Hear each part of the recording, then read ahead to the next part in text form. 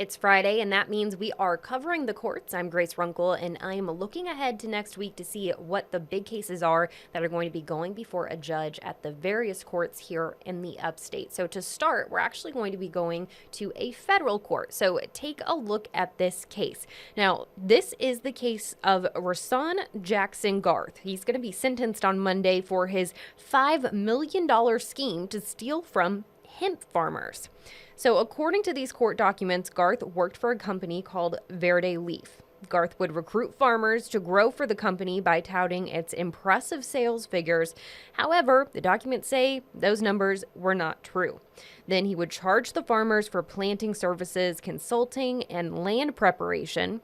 But the documents say Garth never actually paid the farmers, and victims suffered a loss of more than $5 million. Garth has pleaded guilty and will be sentenced on Monday, but this isn't the first time Garth has been caught running a scheme.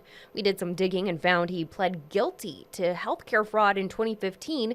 He was actually faking the results of allergy tests and was sentenced to almost 4 years in federal prison, followed by 3 years of probation. So if you do the math, according to the documents, Garth basically started up this hemp scheme shortly after serving that sentence. And now we want to give you an update on a case from last week here. This man you're looking at, Timothy Paul Smith, will spend the next 16 years in prison for assault and battery. He shot a man in the back in 2018 in Cherokee County. We actually covered it then, and this is a look at the crime scene. The man was just sitting in his pickup truck when Smith walked up to him and fired several shots. Thankfully, that man is okay. He had to have life-saving surgery, but he did recover.